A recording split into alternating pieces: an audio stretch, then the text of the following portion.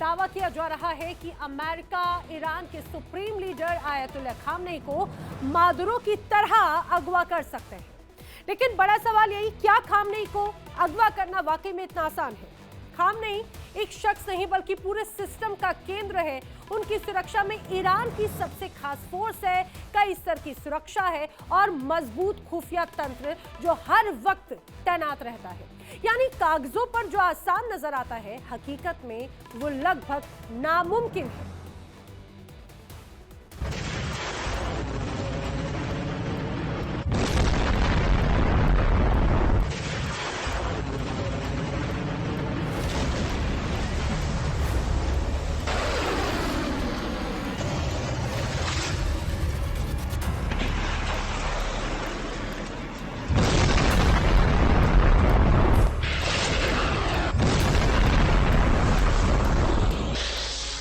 Iran पर हमला या ईरान के supreme leader Ayatollah Ali Khamenei का अपहरण कागजों पर चाहे जितना आसान लगे, जमीन पर उतना ही नामुमकिन है।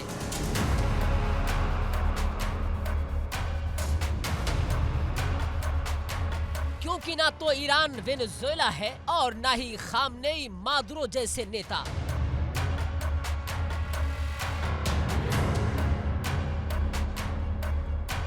वेनेजुएला में अमेरिका ने तख्ता पलट किया, मादुरो को हटाने की खुली रणनीति बनाई, लेकिन ईरान एक बिल्कुल अलग कहानी है। यहाँ सत्ता सिर्फ एक व्यक्ति की नहीं बल्कि एक पूरे सिस्टम की है और इसी सिस्टम की धुरी है supreme leader Ayatollah Ali Khamenei.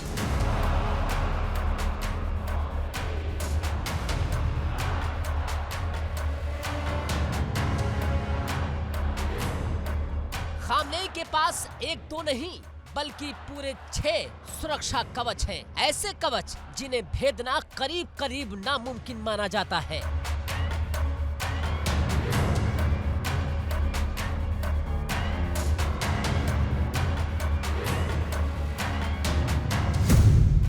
ये कवच है मुस्लिम वर्ल्ड का समर्थन, शिया मुस्लिमों की निष्ठा, ईरान की ताकतवर सेना, खामनेई का अभेद सुरक्षा घेरा, ईरान की भौगोलिक संरचना और रूस के राष्ट्रपति व्लादिमीर पुतिन का साथ। खामनेई सिर्फ ईरान के रहबर नहीं, वो खुद को पूरे मुस्लिम वर्ल्ड में एक वैचारिक ध्रुव के तौर पर स्थापित कर चुके हैं।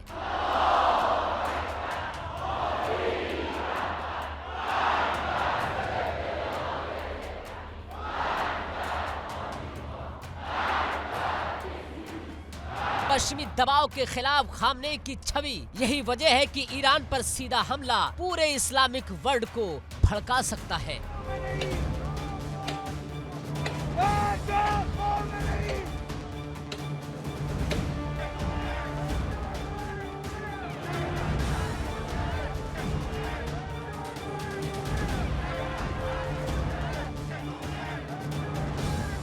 दुनिया भर के शिया मुसलमानों के लिए खामनेई सिर्फ नेता नहीं, धार्मिक मार्गदर्शक है। Iraq, Lebanon, Syria, Yemen, Europe, Africa और एशिया के बहुत सारे देशों में हर जगह खामनेई का प्रभाव जमीनी नेटवर्क में बदल चुका है। उन पर हमला सिर्फ ईरान नहीं, पूरे शिया बेल्ट को सक्रिय कर सकता है। ईरान की सेना और खास तौर पर इस्लामिक रिवॉल्यूशनरी गार्ड कॉर्प्स यानी IRGC ये कोई पारंपरिक सेना नहीं बल्कि एक वैचारिक फोर्स है।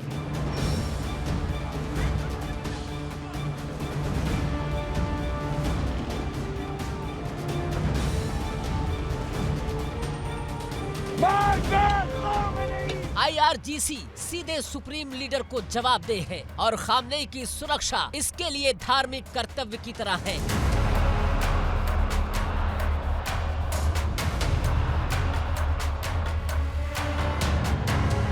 लेकिन खामनेई की जान की हिफाजत किसी आम फौज के पास नहीं, ये जिम्मेदारी है वली अम्र फोर्स की, IRGC की सबसे खास, सबसे रहस्यमयी और सबसे खतरनाक यूनिट।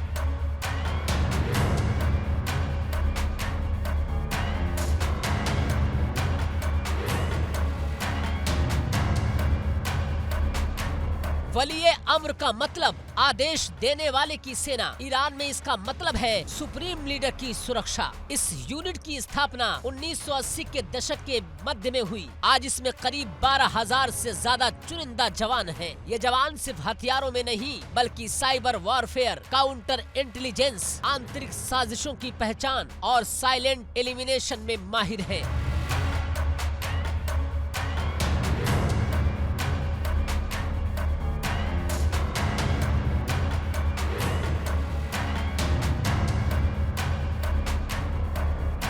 खतरा बाहर से हो या अंदर से, वलीए अम्र हर वक्त अलर्ट रहता है। ईरानी मीडिया के मुताबिक 2022 में इस यूनिट के नेतृत्व में बड़ा बदलाव हुआ। ब्रिगेडियर जनरल हसन मशरूईफर नए कमांडर बनाए गए। पुराने कमांडर इब्राहिम जब्बारी को सम्मान पूर्वक विदा किया गया। लेकिन इस फोर्स से जुड़ी ज्यादातर जानकारियां आज भी राज में रखी जाती हैं। इसी के साथ ईरान की भौगोलिक संरचना खुद एक सुरक्षा कवच है।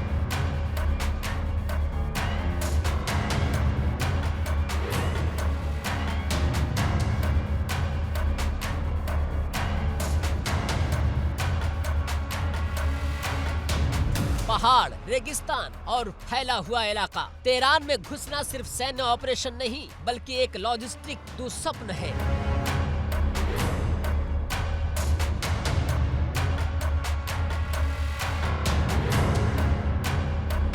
हर रास्ता, हर मोमेंट पहले से निगरानी में रहता है।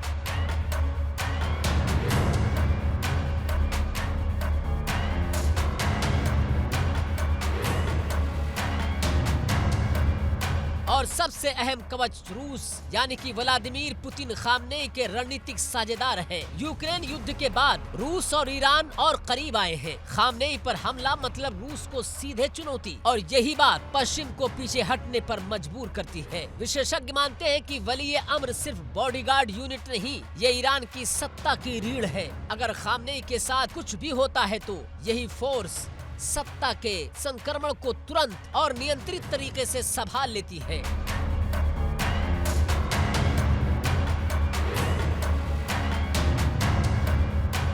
यानी ईरान में पावर वैक्यूम बनने ही नहीं दिया जाता। यही वजह है कि तेहरान में घुसकर खामनेई को अगवा करना, चाहे अमेरिका ही क्यों ना हो, कागजों में जितना आसान दिखता है हकीकत में उतना ही नामुमकिन है।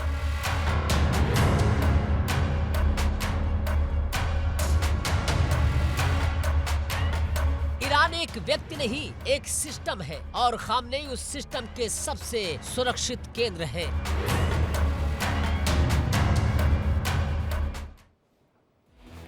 देखिए, अमेरिका और इजराइल ईरान के खिलाफ तेजी से सैन्य तैयारियों में जुटे हैं। अमेरिकी नौसेना को मिडिल ईस्ट में हाई अलर्ट पर रखा गया है। स्ट्रेट ऑफ हार्मुज और लाल सागर में लगातार निगरानी बढ़ा दी गई। वहीं इजराइल ने अपनी वॉर कैबिनेट की बैठक कर सेना को अलर्ट मोड पर डाल दिया है। नई मिसाइलों के टेस्ट, एयर डिफेंस की तैनाती और इंटेलिजेंस ऑपरेशन तेज कर दिए गए हैं। साफ है, ईरान को लेकर दबाव और टकराव अब अगले स्तर पर पहुंच चुका है।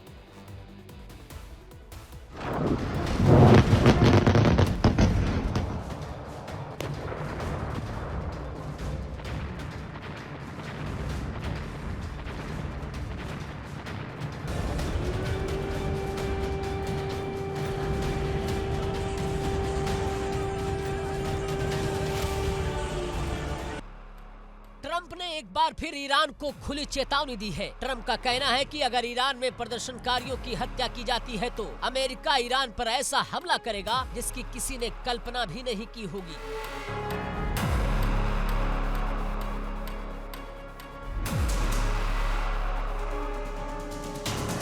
इस बयान के बाद तेहरान से लेकर वाशिंगटन तक हलचल तेज हो चुकी है।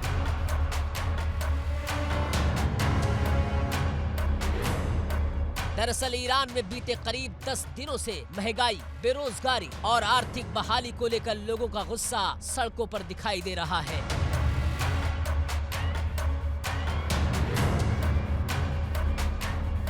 बड़ी संख्या में प्रदर्शनकारी सरकार के खिलाफ नारेबाजी कर रहे हैं। जैसे जैसे प्रदर्शन बढ़ते जा रहे हैं वैसे वैसे हालात और उग्र होते जा रहे हैं।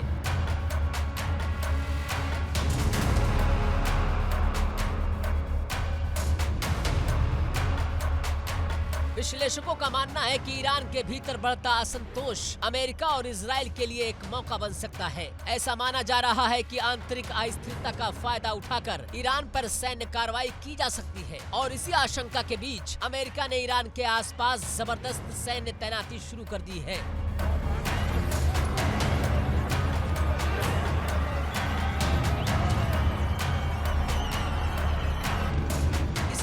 ऑफ हॉर्मोज में अमेरिका का सर्विलांस ड्रोन लगातार 3 दिनों से चक्कर लगा रहा है। ईरान की हर गतिविधि पर बारीकी से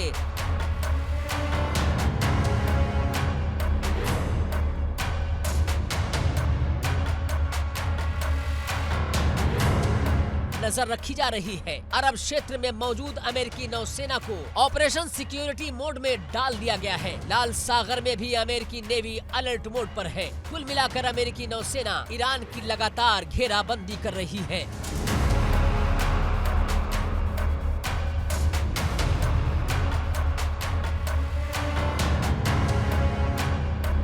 इन हालातों के बीच ईरान ने भी सख्त तेवर दिखाए हैं। ईरानी अधिकारियों ने देश में चल रहे विरोध प्रदर्शनों को लेकर अमेरिका और इजराइल के बयानों की कड़ी आलोचना की है।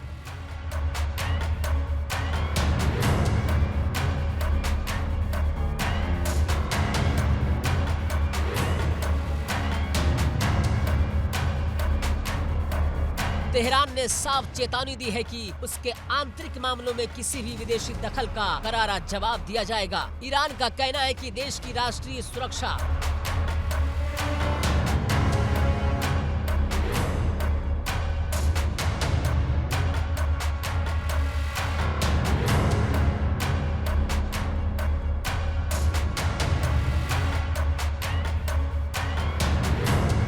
एक रेड लाइन है जो किसी भी तरह के मनमाने ट्वीट्स या धमकियों के अधीन नहीं है। ईरान ने यह भी साफ किया कि वो अपने आंतरिक मसलों पर किसी को भी दखल देने की इजाजत नहीं देगा। इस्लामिक क्रांति के सर्वोच्च नेता के राजनीतिक सलाहकार और रक्षा परिषद में खामनेई के प्रतिनिधि सोशल मीडिया प्लेटफॉर्म एक्स पर एक अहम पोस्ट किया। उन्होंने लिखा कि ईरान की राष्ट्रीय सुरक्षा एक रेड लाइन है और बाहरी हस्तक्षेप के लिए खुली नहीं है। अली शाम खानी ने आगे कहा कि इजरायली अधिकारियों और डोनाल्ड ट्रंप के बयानों से अब ये साफ हो गया कि पर्दे के पीछे क्या चल रहा है। उन्होंने ये भी कहा कि ईरान शांतिपूर्ण विरोध करने वाले दुकानदारों और नागरिकों और अशांति फैलाने वाले तत्वों के बीच अंतर करना जानता है।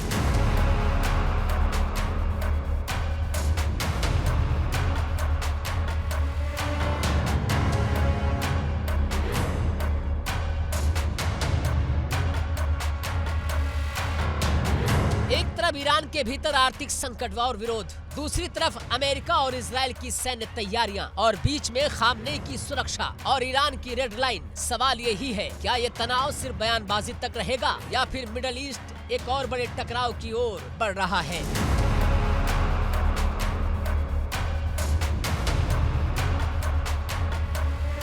उधर इजराइल में युद्ध की आहट और तेज हो गई है। नेतन्याहू ने इमरजेंसी वॉर कैबिनेट की बैठक बुलाई और इस बैठक में ऐसे फैसले लिए गए हैं जिन्होंने मिडल ईस्ट की बेचैनी कई गुना बढ़ा दी है।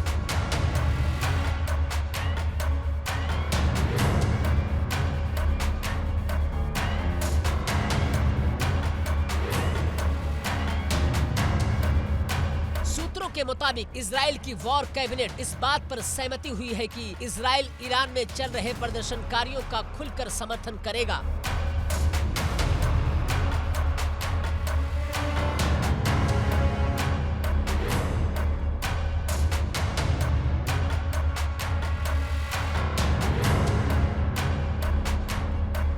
ही नहीं, कैबिनेट में ईरान के संवर्धित यूरेनियम कार्यक्रम को खत्म करने पर भी सहमति बनी है। यानी संकेत साफ है, इजराइल अब सिर्फ बयानबाजी नहीं, एक्शन मोड में है।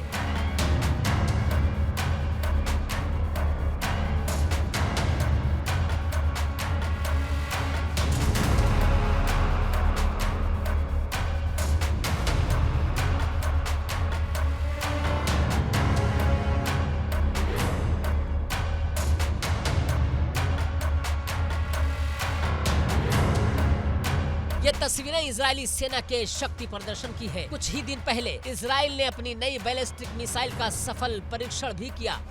इस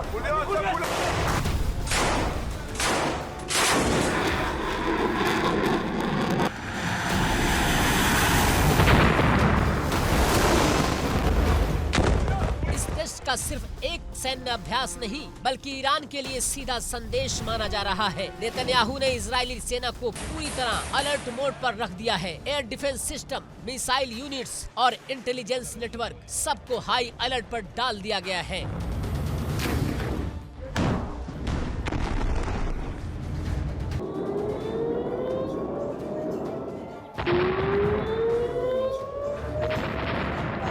दावा है कि अगर यह हमले का खतरा और बढ़ा तो इजराइल पहले वार से पीछे नहीं हटेगा।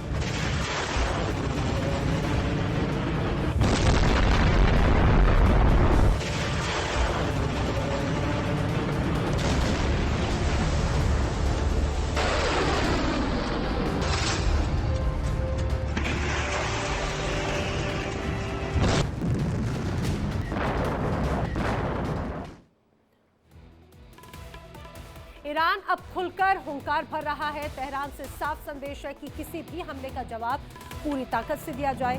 और इसी बीच पुतिन और चीन के राष्ट्रपति शी जिनपिंग शीशा पिलाई दीवार की तरह खामनेई के साथ में खड़े नजर आते हैं। और इस समर्थन ने ट्रंप और नेतन्याहू के खेमों में हलचल मचा दी है, क्योंकि अब ईरान के खिलाफ कोई भी कदम सिर्फ एक देश से नहीं बल्कि कई बड़ी ताकतों से टकराव का खतरा लेकर आ रहा है। और यही वजह है कि वैश्विक तनाव बहुत तेजी से गहराता जा रहा है।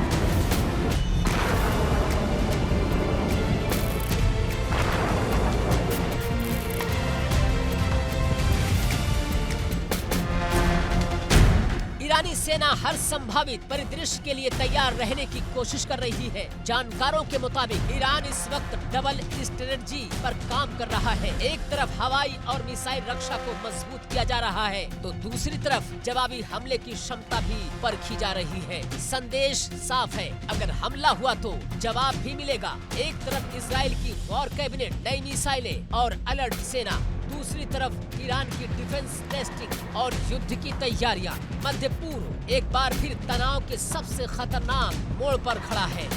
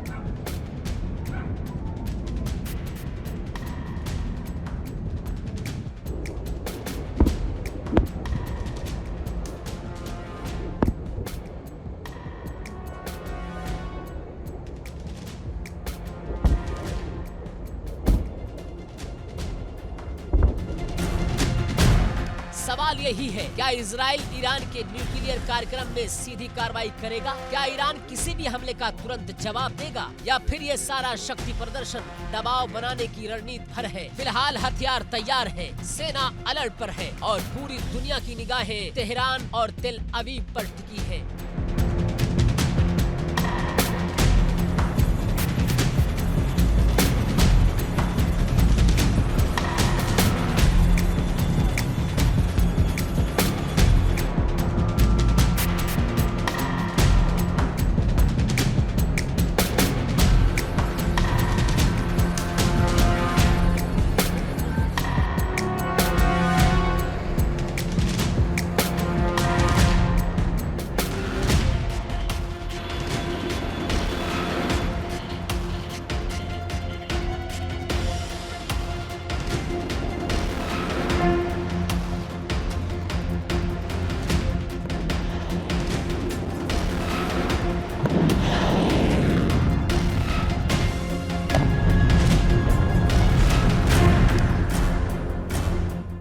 मिडल ईस्ट की आग में अब रूस की एंट्री भी साफ दिखाई देने लगी है। रिपोर्ट ये भी है कि रूस के IAL सैन्य विमान तेहरान में लैंड कर चुके हैं और इसके साथ ही रूस ने ईरान तक गोला बारूद पहुंचा दिया है, ताकि अगर युद्ध की स्थिति बनती है तो ईरान इजराइल और अमेरिका के खिलाफ मोर्चा संभाल सके और मुंहतोड़ जवाब दे सके।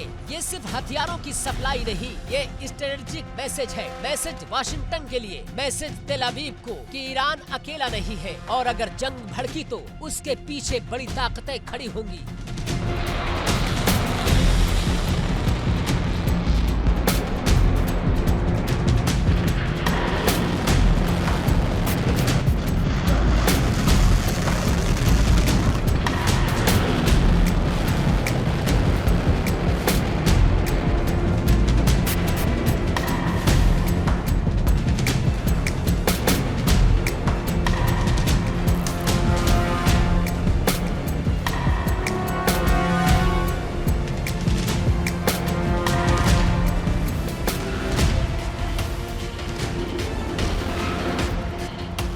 लेकिन इजराइल और अमेरिका को ये भी समझना चाहिए, आयतुल्लाह अली खामनेई जब से ईरान के सुप्रीम लीडर बने हैं तब से लेकर आज तक वो कभी भी किसी दूसरे देश नहीं गए। यानी संकट जितना भी बड़ा हो, खामनेई ईरान छोड़ने वालों में से नहीं। और यही बात तेहरान को बाकी देशों से अलग बनाती है। याद कीजिए पिछले साल जून का महीना, इजराइल और अमेरिका दोनों बेहद आक्रामक थे, लगातार हमले, धमकियां और युद्ध का माहौल। लेकिन उस वक्त भी खामनेई न डरे, न झुके और न ही वाशिंगटन या तेल अवीव के सामने सिर झुकाया।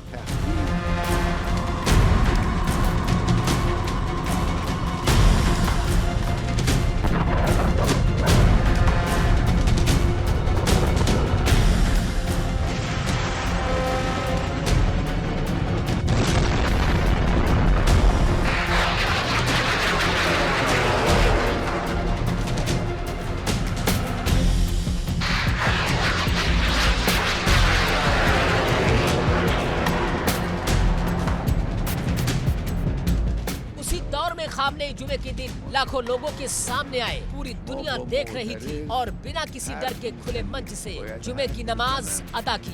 ये सिर्फ एक धार्मिक आयोजन नहीं था, ये एक राजनीतिक और रणनीतिक संदेश था कि ईरान की लीडरशिप डर के साए में नहीं जीती। इसलिए डोनाल्ड ट्रंप को ये नहीं भूलना चाहिए कि ईरान वेनेजुएला कतई नहीं है। यहाँ कोई मादुरो मॉडल काम नहीं करेगा। ईरान पर हमला सिर्फ एक देश पर हमला नहीं होगा, बल्कि उसका मतलब होगा विनाश, प्रलय, ऐसा मंजर जो द्वितीय विश्व युद्ध के बाद दुनिया ने आज तक नहीं देखा होगा।